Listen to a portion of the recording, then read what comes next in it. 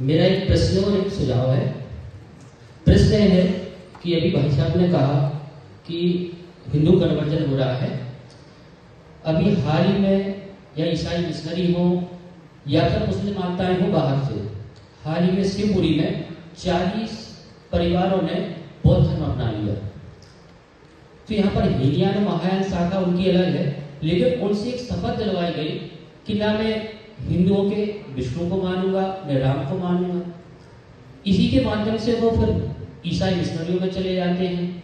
तो कहीं ना कहीं हमारे अंदर की भी कमी है।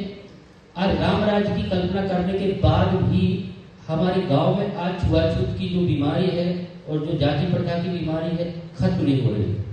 इसके विषय में भी सभी को कार्य करना चाहिए। और इस विषय में सर आपके भाई साहब क्या सुझाव है? और दूसरा एक मेरा सुझाव है कि यहाँ का जो एक संगोष्ठी कार्यक्रम है, इसके बाद सभी सोशल मीडिया के प्रभारी यहाँ जुड़े हैं, बैठकों में इस विषय को रखें, केवल आज के दिन तक ही सीमित न रखें। इस कार्यक्रम को हमेशा आगे बढ़ाते रहें। धन्यवाद।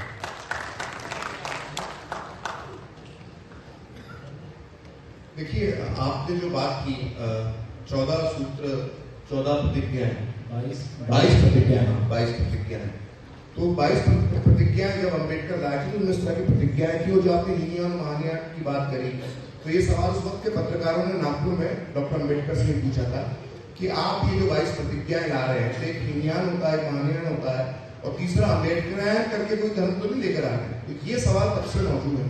हम उस प्रतिज्ञाओं में ना जाएं और आत्मावलोकन तो करना पड़ेगा कि अगर छुआछूत की समस्या है, और कुछ इलाकों में, प्रदेश के भी कुछ इलाकों में जिसका आपने जिक्र किया, मैं महसूस कर सकता हूँ, मैं उस जगह से परिचित हूँ, तो ये समस्याएं तो हैं। तो ये तो समाज का जो व्यक्ति है, जो समाज में रहता है, जितनी मेरी जिम्मेदारी बनती है उतनी आपकी भी जिम्मेदारी बनती है। तो समय के साथ वो चीजें खत्म होंगी और धीरे धीरे बहुत खत्म हुई है। लेकिन हमें ये भी याद रखना होगा कि हम जब डॉक्टर अम्बेडकर की बात करते हैं या हम जब इस तरह की छुआछूत या बौद्ध धर्म में जाने की बात करते हैं, तो उससे जुड़े अन्य पहलू भी हैं। जो हमें डॉक्टर अम्बेडकर के जीवन में असल में क्या हुआ है कि हमको ये बता दिया गया है कि डॉक्टर अम्बेडकर ने हिंदू धर्म के खिलाफ ये बोला था या वो बोला था, लेकिन डॉक्टर अम्बेडकर ने इस्लाम पर जो विचार थे उनके, वो भी समग्र रूप से सामने आना चाहिए। और जहाँ तक आपने छुआछूत की बात की, तो वो एक पूरे समाज का दायित्व है, वो किसी एक व्यक्ति की कोशिश नहीं हो सकती, वो पूरे समाज की सामूहिक कोशिश हो सकती है जिससे हम इसको दूर कर सकते हैं। बाकी दूसरा सवाल क्या था, मैं शायद भूल गया आपका। सुझाव था। सुझाव था।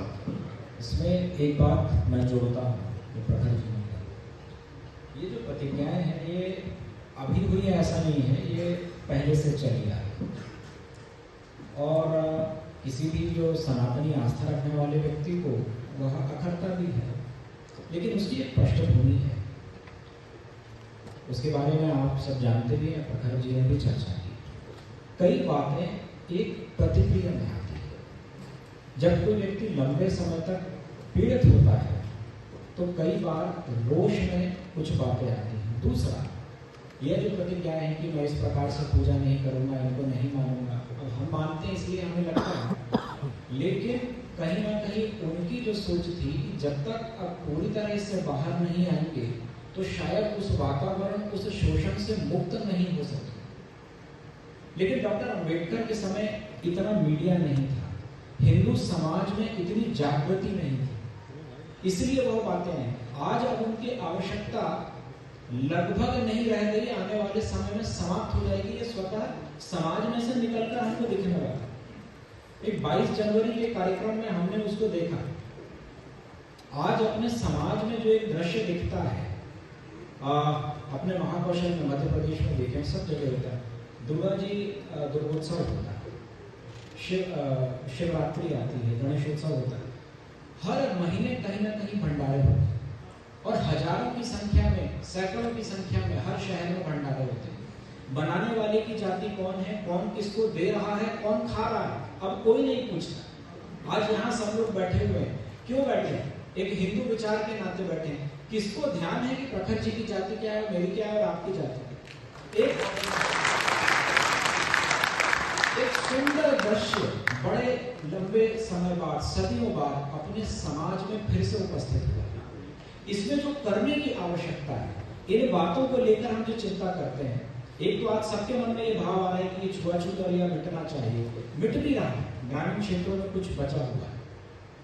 एक और बात जो बार बार महापुरुषों के बोलने में आती है, जो उपनिषदों में आती है, जो स्वामी विवेकानंद के कहने में आती है, कि हम सबके अंदर जो एक चैतन्य है वह हमारी कोर वैल्यू है।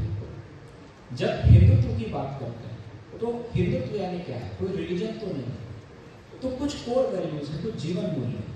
उन जीवन मूल्यों में एक है कि हम सबके अंदर एक प्राण है, एक चेतन, परोपकाराय पुण्याय पापाय परपीड़न। किसी के लिए अच्छा करना या पुण्य है, किसी को कष्ट देना या पाप है। और कष्ट देना मतलब शारीरिक नहीं, मानसिक भी नहीं देना।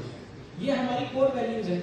इसके आधार पर ये जो नया सारा हिंदुत्व का विषय, ये जो चेतना खड़ी हुई है, इसको लेकर काम करेंगे तो ये चिंता जो आपने व्यक्त किया हम सबके मन में है, इसका निराकरण बहुत जल्दी हो जाए।